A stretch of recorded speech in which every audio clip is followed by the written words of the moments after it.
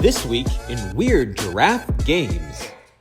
My name's Nick, and this is This Week in Weird Giraffe Games with me, Nick, and Carla. And we got an Anthony, Yes. a Brad, and an Ananda. Hey. Special guest this week because we are at Corey's house that is in the lovely Santa Rosa in the Shiloh circle of Shilohs. There's so And many all the Shilohs Shilohs. here. All the streets Shiloh, are then you called take a Shiloh. turn They're on all Shiloh. Shiloh. Another Everything is Shiloh. Shiloh. Yeah. Anyway, we've been playing games this week, making progress, doing things. Does everyone want to say like what their title is and their favorite thing this week? Do we have titles? Sure. Yeah, Yeah, you can you make do. one up right on the spot. Everyone at Weird Giraffe I Games am- makes their own. I am head of playtesting. No, not really. So what did you play this I week? just playtested What a was- bunch. I am the de facto playtester. Yes. But what was your favorite or most memorable playtest? I think, oddly enough, I think it was Fire in the Library. Mm-hmm. Nope, take that back. Time Weavers. Yes. Yeah. Just because, like, on the first try, Yeah. beat Carla. Which, Oh, if you gosh. ever play a game with Carla, it is tough to beat her. That is nuts. Yeah. So, we are reprinting Fire in the Library, so we had to go over all the regular Fire in the Library things and also finalize the expansion. So, Anthony was pretty key on that. But yes, Time Weavers is the third in the Time series because I like time travel. Fun. So, Brad, what was Yeah. your favorite? My name's Brad. I am a weird giraffe enthusiast. Head of Um, product The and head of product development Head at of Weird product Giraffe development Games. at Weird Giraffe Games. Wow. so official. Yes, very official. I think my favorite thing that I did this week was the Animal Kingdoms, working on second edition of Animal Kingdoms. I'm super excited to see how that is gonna shape and change. It's the fancy. It's Very fancy. very fancy art. I just like it. I love a good area control game. Yeah, the internet has said it's the most unrated or Underrated? Underrated. game Underrated. Not of overrated. the ever. Of the There was I probably- think Of the there's ev- one guy that said that, but There was a- yeah. said. That's the internet. Somebody said it. Somebody Maybe- said You know it. what? If it's on the internet, it is out there. It is factual. Yeah, some shape and or because form. of that one person, we're gonna bring the Animal Kingdoms back for a second edition at some point in the near future. Yeah, Corey said it was pretty good. Yeah, so it's pretty he good. knows games. Look at all these games he owns. Yeah, here's a lot of games. Oh my He God. has Yes. played a lot of games. This is He only a has a fraction, ladder. guys. There's more way back more there. behind the cameras. All of them. Every direction. Wow, Yeah, it's the amazing library library. stacks. It's kind of overwhelming a little bit. Yeah, the first time I got here, I had to just go sit for a little bit because I was like, "Whoa, There's so many where games. am I right now? There's a lot of board games. What am I doing?" You're in Yeah. heaven. That's right. Yeah. Board game Nirvana. But yeah, we've done this retreat. This is the third time, but it is Anthony and Brad's first time here. Yeah. And now they're gonna have to pry me out of the house. So Yeah. Yeah, Yeah. you know. we'll see what happens. A lot of games. So Carla, what about you this week? What was your most satisfying thing that has happened? Well, we did a lot of work on Flocktown Flamingos, which is the one that's coming out soon. So many flamingos. Yeah, Ooh. I convinced Anthony to do a lot of the prep work for the reviewer copy. Oh, yeah. But we got all the player counts tested. We got some of the extras tested. And we also, I did enjoy Time Weavers because that one's been something we've been working on for 6 years. It's What? okay. Yeah. Sometimes games take longer than others to come out, and it will be great. They don't get developed overnight? What? What? Like just Flocktown takes time, Flamingos, this was the April Fool's joke last year, I believe, so that's pretty fast to have like this cover already. Quick question. If it was a April Fool's joke, how quickly did it come into being a April Fool's joke? Was it like, we're just going to say this, and then it's there? Then in Yeah. that case, it's overnight. But Yeah. Yeah. Well, so I didn't have the whole idea overnight. Well, okay, I did. She We had the said, joke. "I can do a bird game with this." another it was bird like, game. Well, it was a different joke name that was not Flock, because that was the joke, but people liked it. So I did a Google search on flamingos, and I found a flamingo article, and then I was like, okay, yeah, this is a game. because flamingos were studied, and they're happiest when they have a few close friends, a larger group of friends, and they're in a mated pair. And it's like, that's rules to a game. So, Exactly. And you should comment below if you want the not safe for work cover yeah, we're gonna have that. 'Cause of Flock it's Ton of funny, Flamingos. but only for like convention people, probably. Yes. But yeah, exclusive. Yeah. Kind of. Oh, copy original. Yeah, and it's one of the first in line of where the art is going to be like kind of like decade themed, where this is like atomic retro. So Yeah, That's a and different- Like that. this week we also had the supreme honor of being joined by Ananda from the Tabletop Takeaway podcast and one of the hottest games at Geekway to the West, Sprocket Forge designer. Ooh, it has sprockets and forges. Yes, And he did Time Weavers. the designer of Yes. Time Weavers and many other Weird Giraffe games that Boatman? will come soon. Yes. Maybe a Boatman. dragon game? Who knows? Dark Dragons? Skies? Dark Skies, Yeah. Silver Linings. Yeah. Yeah, several different games. Yeah. Ananda, what about you? What was the best part of this week for you? Well, I made a lot of progress on quite a few games. I was very happy to make progress on Dark Clouds because we've been stuck on that for a while. I also got quite a bit of playtesting in on Legends of the Boatman. Ooh, what's that? Legends of the Boatman is a social deduction game, which is kind of based on two truths and a lie. So each player starts off with 3 statements, and they know that 2 of them are true and 1 of them is false. So if they can figure out which one is false, then they automatically learn 2 truths that they can count on. And they're trying to find the wicked and evil boatman who stalks the shores of Bar Harbor. Yes. He needs lots of pies. Yes. Pies. Yes. Yes. In this particular boatman scenario, many which we might pies. call something like, I don't know, the perilous potluck or something. There is an element of eating pies and then dying if you're allergic to those pies. Quick question, was that separate or was that an evolution of the dice portion of that same thing that we did the first time we play tested it during this break? That was a different iteration Okay. of the game entirely. I would say it's an evolution because we tried the dice one and we were like, dice are simple. And then we left that playtest and we were like, that dice game was really difficult and weird. What's more simple than dice? Yeah. Pies? Pies. Yeah. Pie. Food, I Obviously. mean, Obviously, Yes. pies. who doesn't Yeah. love a good lobster pie? Yeah. But I think like when the transition to pies being a relatable item, it threw in a lot of theme into it, which sold people into their story, the story that we were developing, which was very exciting to see from dice to that kind of a passion behind the game. So that's great. Yes, I'm not entirely sure thematically how all the logic Oh, works yeah, out, no. but about the pies and whatnot, but it definitely feels more thematic than the dice. I will say, if the pies go away, I will be severely disappointed. Yes, because So- in my head, with pies and murdering people with pies, I felt like, I don't know, just being sneaky and just being like, oh. Yeah. Yeah. Yeah. Nick, what was your favorite playtesting thing? Yeah, I think my favorite playtest was re-looking at Wicked and Wise.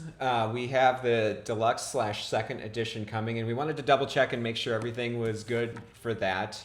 And I think our head of product development has a lot of good ideas to make that second edition look really good. So I'm excited for that. Also, Boatman, half Yeah. man, half boat, Hungry for both. Obviously. Oh. I thought he was hungry for pies. Yeah, and pies. Both and pies. You could be hungry for 3 things at once. That's right. You're just hungry. Yeah. So we've been Yeah. designing games, developing games, and now we'll have to go back to the real world of actually doing work to make the games happen. Yeah, like checking phones and doing emails Yeah. instead of just like no. eating lots of food and playing games only and naps. Do people Naps. check phones Naps. still? I don't know. Last week I did. Oh, But this And- week I just have completely ignored it. Yeah.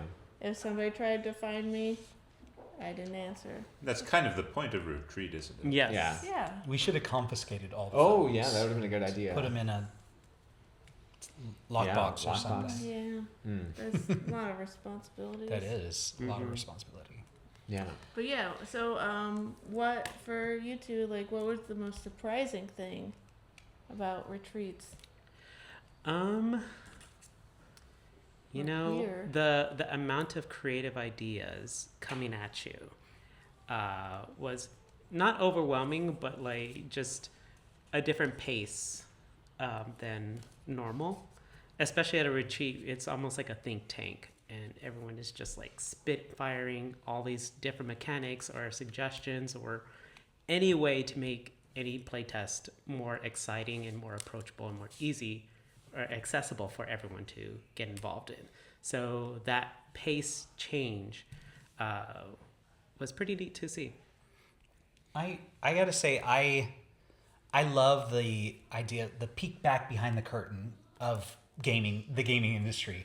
I love going to conventions and doing playtesting and different things. So having like an extra concentrated shot of that was really cool to me. And just the wide variety of ideas that pop up when we all read the same sentence. Mm-hmm. So like Ananda did this game, this like creative juices game, in which we all write a prompt and then pass the prompt around and create a game that way. We each tell a piece of that game, and just seeing where people's brains go was absolutely wild.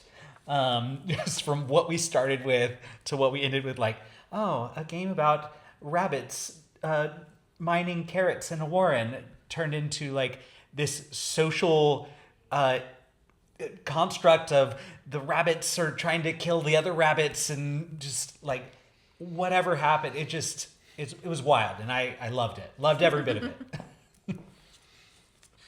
Awesome. Ananda, what was the most surprising thing for you at being a seasoned veteran of retreats, game design retreats? This one was a little different because rather than just being designers, we brought in specifically people to help playtest games. How did you feel? Well, this time I played more published games than I usually have done in the past. Mm-hmm. We have, of course, many available published games It's that we can play. Every game Every wall, is here. the entire It's garage. not every game. It's not every most game. There's a games. lot of It's games. probably all the like top Yeah. 2,000. But it was good. It helped give me some inspiration. Like for example, we played The Great Zimbabwe, which I've previously only played online, and playing the physical version made me see some improvements that could be made, which gave some inspiration for Economics, which is of course the ongoing squirrel Economics simulator. Yes. Yes. Yeah, we got to play like so many published games. Corey has a bunch of Sashi and Sashi games, and Sashi is one of my favorite designers. So I got to probably play half of his games. But also we played a lot of logic deduction games. Yes. A lot of logic deduction games. Because we were working on the Logic and Lore sequel that might now be 2 games or 3 games or whatever. But yeah, it was like, okay, Deduction well, and right. Yeah. yeah, who knows? But yeah, like being able to like play test a game and have Corey be like, oh, well, have you thought about this concept? It's in this game or this one. And it's like, well, they're all here. I guess we'll Let's try just them. play like 2 or 3 published games and then get inspired and then like incorporate something and play test and then play more published and go back and forth for a week. Yes. So lots of crazy games. Well, especially I played a lot of German and Japanese games and even some Korean games that all have like different like values and stuff, because like games are art, and so each culture has like different things that they like, I think. What was your favorite one of the logic games we played that was not a Weird Giraffe game? I like Got 5. That was a Got good one. 5 Got 5 was was good. fun. Got 5 could be spectacular if it had a cool theme that helped us with understanding the I mechanisms. kind of like the little Pac-Man ghosts. They're just Yeah. like, they're cute. Hot take. They're Well, The clinking of the yes, little tiles the is tile cute. clinking. I feel like there's a new theme of games where it's like the little faces on logic puzzles, because like Expressions does that too. Expressions, Like yeah. there's a Yes. number of logic It's the puzzles same with little face. faces. But the expression faces were not as cute as I the feel like they God were- Fire. For I a think game the that's Godfather were with a just title like tinier. that. Well, they were tinier and they were like happy, So they Happy. so they It's had just like- You're only cute if you're happy. goofy. Well, it's Get cuter. out if you're sad. they just had eyes. Exactly. That's like the Pac-Man ghost. The all you expressions need. were actual faces. Who cares about your nose? Yeah. I'm gonna eat You you. need some mouth. It's all in the eyes. It's like the They're Hello smiling. Kitty effect, right? You have a blank face with just eyes, and people project themselves on it. Yeah. Absolutely. Ooh. Oh. We're all the Okay. cat. They call me We're Blinky. all the cat. I think the best. I don't know if it's a logic game. That one Sashi game with the Remember Our Trip. I Oh, think Remember that Our one- Trip. Yeah, Remember that Our was- Trip. I really. I don't know enjoyed. if I'd call it logic, but it is No. like tableau building. Thing. Is it It's really tableau? neat. Yeah.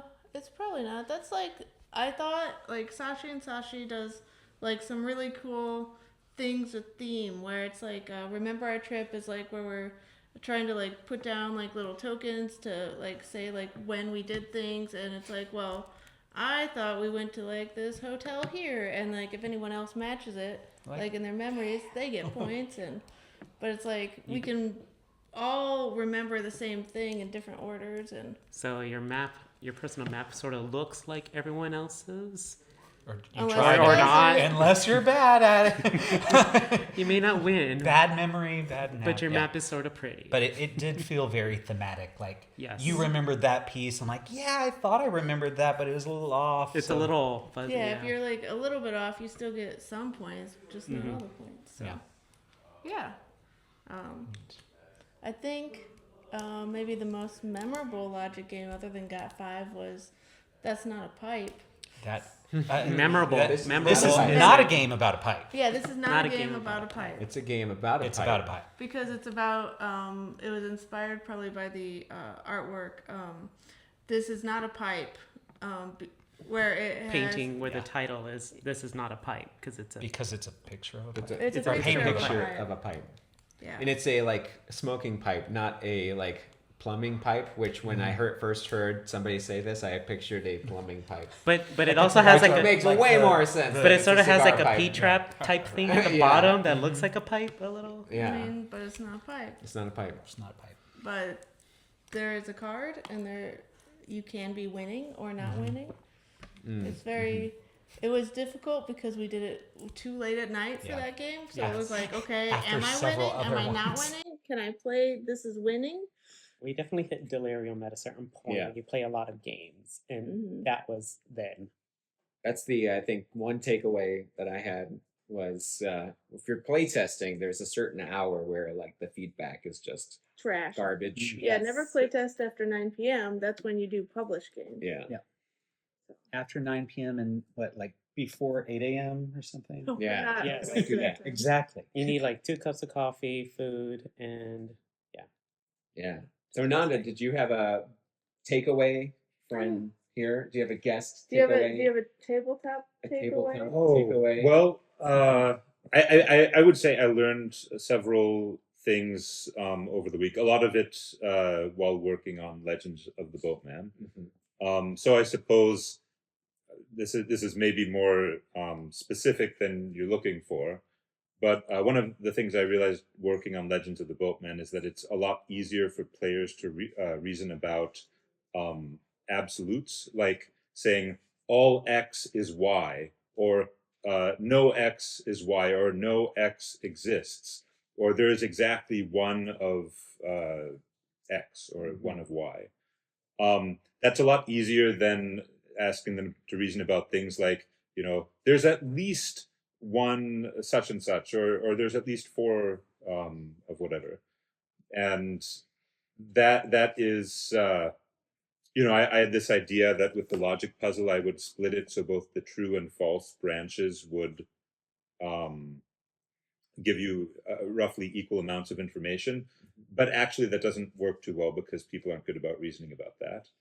So generally you're going to have a very lopsided branch where if a claim is true, you get a ton of information, and if it's false, you don't get very much. But that's okay. That's how you have to design. So humans think like in binary terms, like yes All or or no, none or one. no gray area in social I- deduction games. I mean, I think it's just easier to remember absolutes. Humans are very good at stereotyping things, Yeah. and maybe that plays some role in it. Just thinking that something is categorically always true or I never think it's just true. easier to internalize, where you just kind of you get it, move on. Yeah. Thing. You don't have to spend time thinking about the gray area. Right, and you don't have to like count things. Yes. Yeah, counting above one. It's Yeah. It's really harder hard, than you guys. think. Yes. So that's Count my the thumbs takeaway. on one It's hand. useful for logic games, I think. Yeah. Carla, did you have a takeaway?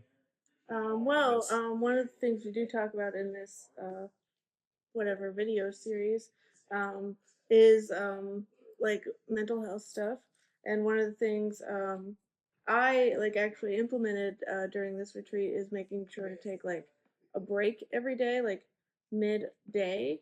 And I think that really helped with like staying on task and like getting things done and not being like super burnt out, or like not burnt out, but like at a certain point my brain can't think if I'm around like all the noises and we played like I don't know 5 games, and then it's like my brain is just like, well, there's flamingos and phoenixes and there's all this logic stuff, and also there's set collection, and I need just an hour or two to be like, okay, not games right now.